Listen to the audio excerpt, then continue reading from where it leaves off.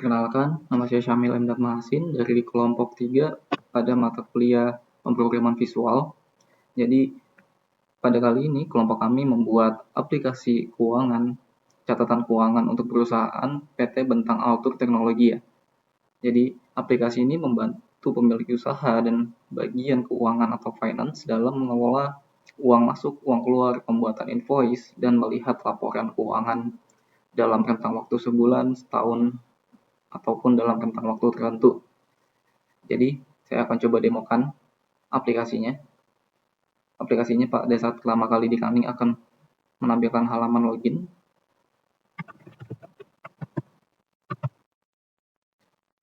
Jika memasukkan kredensial yang benar, maka akan dialihkan ke halaman dashboard utama. Nah, di dashboard utama ini akan menampilkan ringkasan transaksi atau overview yang terjadi dalam waktu dekat ini.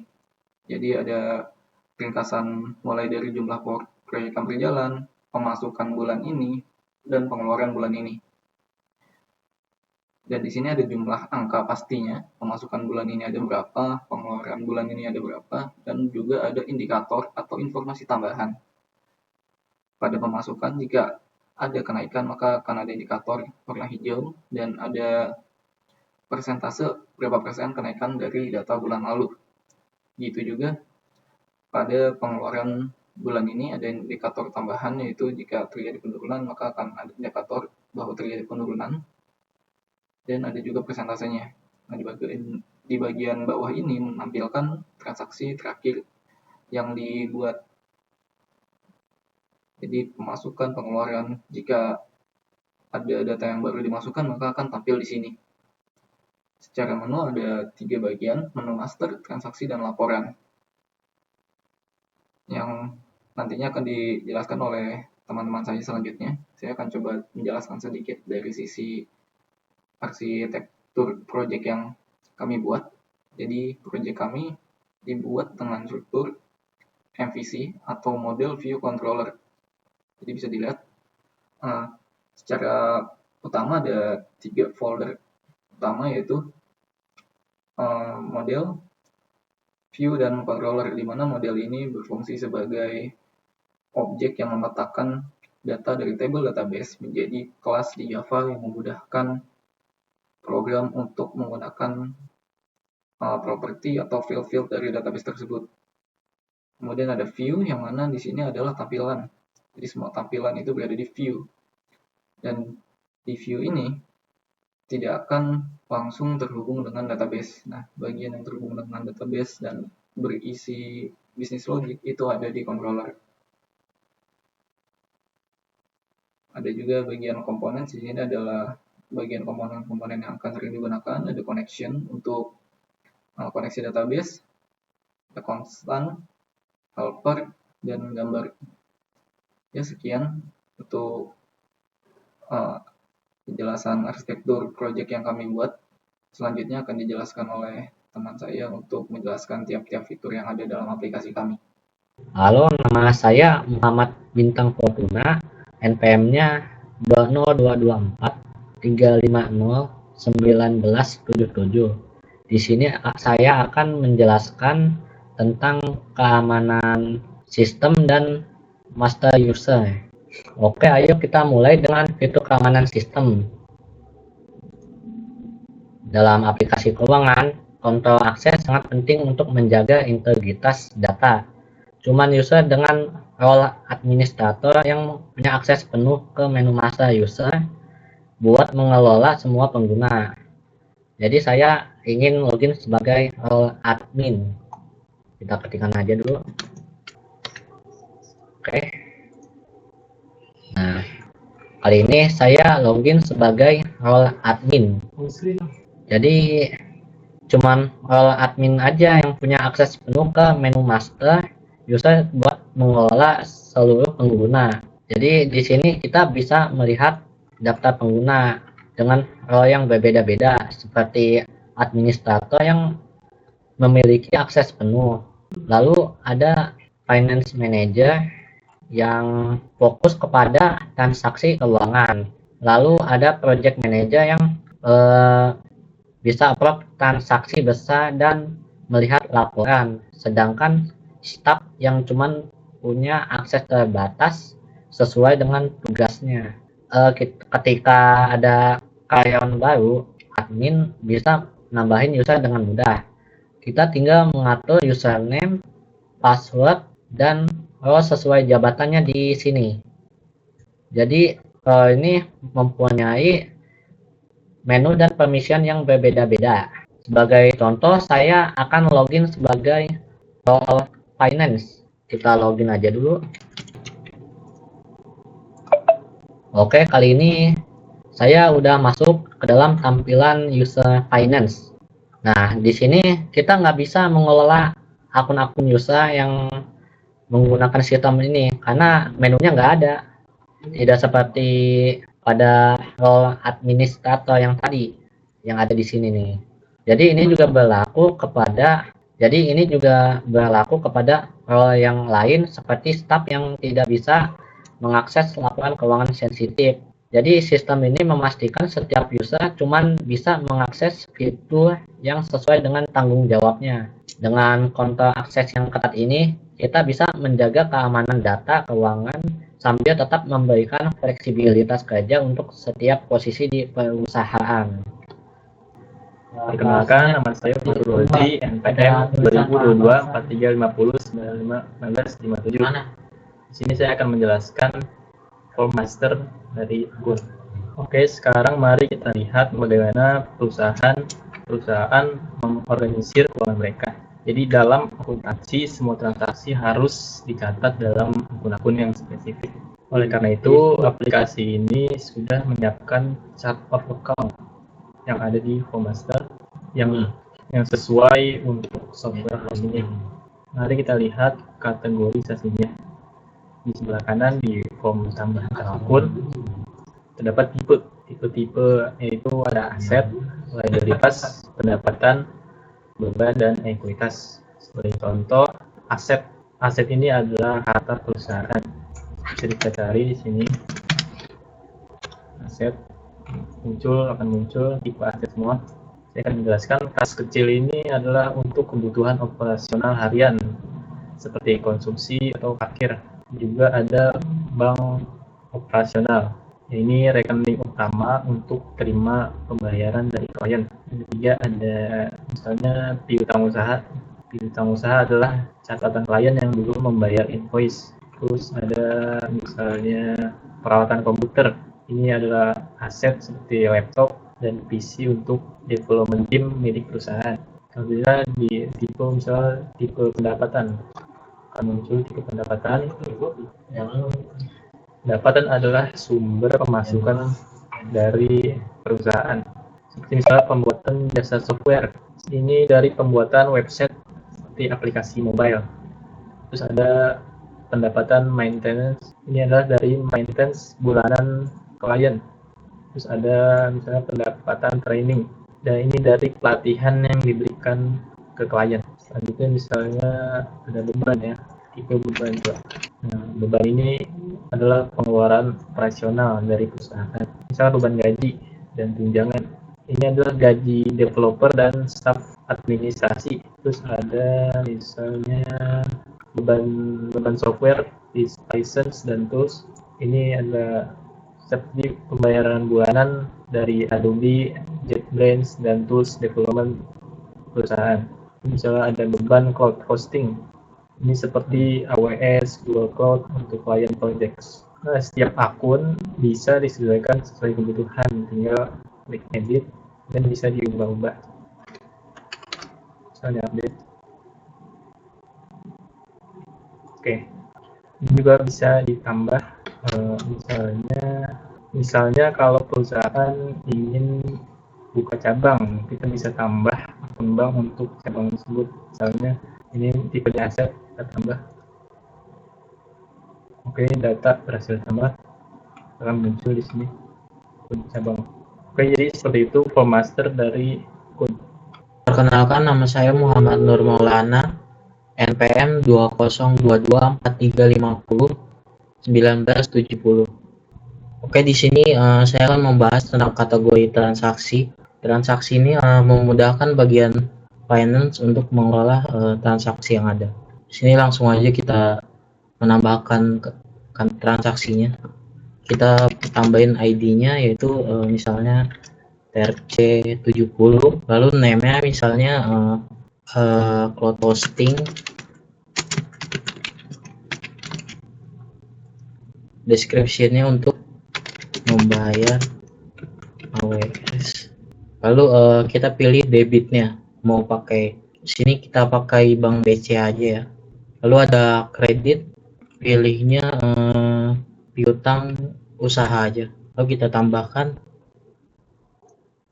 Oke, kategori berhasil ditambahkan ya, kita cari kategorinya. Yap, muncul TRC70. Ini kita akan coba untuk mengganti bagian debit menjadi bank BCA operasional. Lihat apakah datanya sudah terupdate. Oke, di sini datanya sudah terupdate ya, bagian debitnya. Juga ada di sini untuk menghapus data transaksinya. Misalnya kita menghapus yang TRC803 ini. TRC803 ini sudah terhapus. Sekian dari bagian kategori transaksi. Terima kasih. Oke, baik, di sini saya akan menjelaskan di bagian pelanggan atau klien. Di bagian pelanggan atau klien ini di sini terdapat dua kolom, yaitu form data tambah pengguna dan form data klien.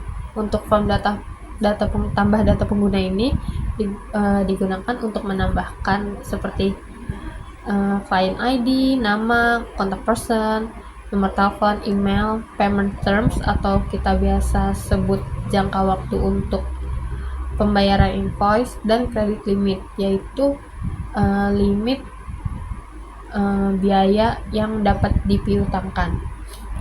Di sini saya akan memberikan satu contoh, yaitu yang pertama untuk client ID-nya kita tulis ya 005. Kemudian untuk nama itu kita berikan PT yang bekerja sama dengan kita, yaitu PT Digital Solution. Kemudian ada contact person, yaitu orang yang bertanggung jawab dari perusahaan tersebut. Di sini saya tulis Robert Lawson. Kemudian ada nomor telepon, lalu ada email dari si contact person tersebut. Kemudian untuk payment terms-nya ini kita berikan net 30 hari. Kemudian untuk kredit limitnya ini kita berikan 50 juta. Nah, jika sudah selesai semua, bisa diklik tombol tambahnya, kemudian lihat di kolom data klien. Nanti di paling bawah itu akan muncul data klien terbaru yang sudah kita masukkan. Nah, tujuannya dibuat ini adalah tujuan dibuatnya page ini adalah agar ketika sales team dapat prospek baru, mereka tinggal input data lengkap di sini, dan kemudian data ini bakal otomatis tersedia saat bikin invoice dan assign project. Terima kasih. Bismillahirrahmanirrahim. Di sini saya akan menjelaskan bagian from data project. Ya, saya langsung saja ke tambah project ya. Untuk project ID misalnya PRJ 007. Lalu project name-nya Sistem Informasi Wisata Anyar. Untuk client ID misalnya CV Sukses Mandiri. Ya, untuk start date-nya misal bulan ini ya, hari ini deh. Hari ini. Untuk deadline-nya misal bulan Desember tanggal 25. Nah, untuk budgetnya sekiranya mungkin 20 kali. Untuk statusnya planning. Kalau tambah, oke, data project berhasil ditambah PRJ 007. Lalu di sini juga ada bagian ini website e-commerce. Misalnya kita mau edit bagian ini, kita bisa misalnya nih sistem informasi wisata Anyarnya ya. Kita ganti dengan statusnya ongoing, atau enggak tanggalnya bisa sih, tanggal 25, kita update, project update sukses. Oke, selesai. Untuk hapus kita bisa, misalnya ini data project IWC 12 juta ongoing, kita hapus, delete project, yes ya, data sudah terhapus ya. Sekian dari bagian saya. Oke, sekarang saya akan menjelaskan menu transaksi, yaitu faktur penjualan. Nah, faktur penjualan ini adalah bukti transaksi terhadap klien, terhadap proyek-proyek yang dibuat. Kemudian akan dilakukan pencatatan di menu faktur penjualan ini. Nah, di faktur penjualan ini terdapat beberapa field dari invoice ID, invoice number. Nah, ini ada klien, ada tanggal dibuatnya kapan invoice ini, kemudian ada jatuh tempo invoice ini, kemudian ada proyeknya apa, status invoice, dan subtotal dari invoice itu sendiri. Jadi invoice ID ini bisa kita isi NV 00 dengan 8. Nah, untuk invoice number ini biasanya ada tambahan format tahun dalam number invoice-nya. Kemudian ada client ID, bisa kita pilih dari sini. Kita pilih PT Teknologi Nusantara. Tanggal dibuatnya kita bisa pilih hari ini, jatuh temponya misalkan di bulan September. Untuk proyeknya kita ambil dari master data proyek yang sebelumnya sudah dibuat. Statusnya adalah secara subtotal kita buat misalkan 45 juta. Kemudian kita tambah. Data invoice berhasil ditambah. Nah, jika ingin diupdate, maka kita bisa mengubah. Misalkan kita coba ubah data kliennya dan projectnya. Kita update. Nah, sudah berhasil di-update.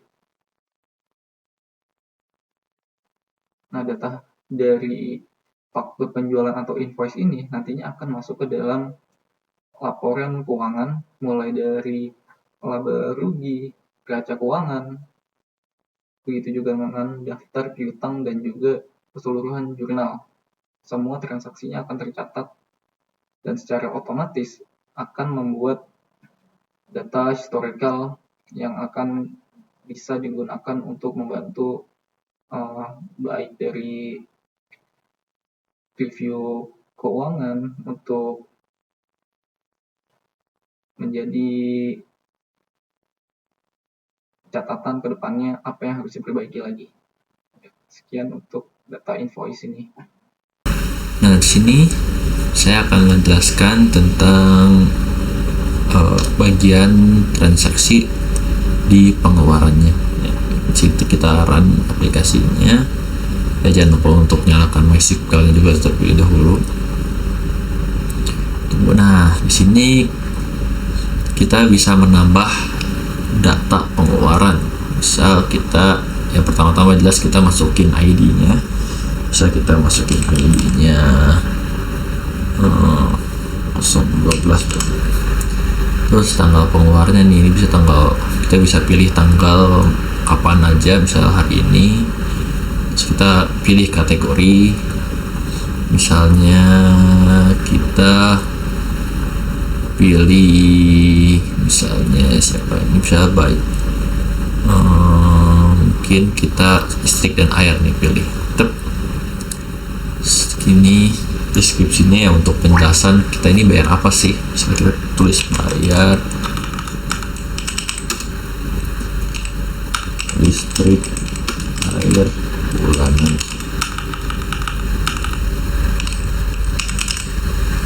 Nah, di sini kita nomor bukti, misalnya nomor bukti ya kalau kita bayar di mobile banking atau langsung kantornya pasti kita dapat invoice nomor surat penting kita tulis di sini.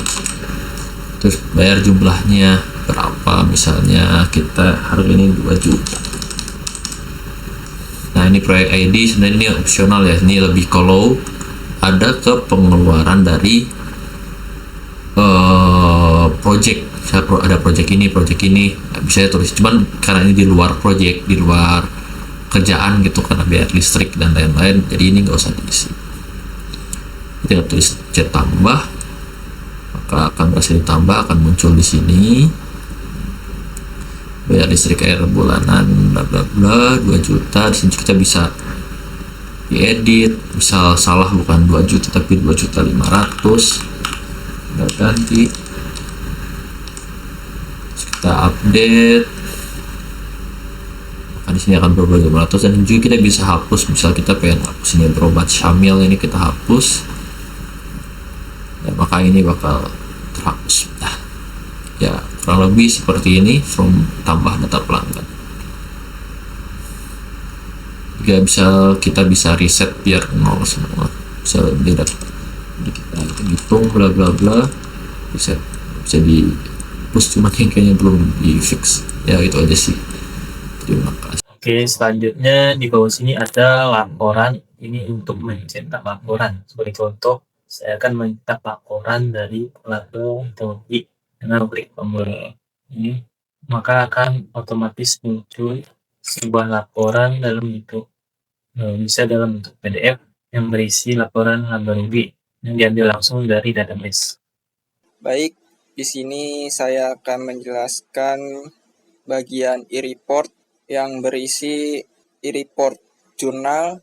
Berikut laporan jurnal yang berisi nomor urut, nomor jurnal, tanggal, keterangan, kode kredit, kode debit, jumlah, dan referensi. Lalu berikutnya ada e-report neraca. Berikut e-report neraca saldo yang berisi nomor, kode, nama akun, kategori, dan saldo. Lalu berikutnya ada e-report piutang. Berikut laporan piutang yang berisi nomor invoice, tanggal invoice, jatuh tempo, nama klien, sewa piutang, status piutang, dan hari terlambatnya. Ya, sekian dari saya. Terima kasih.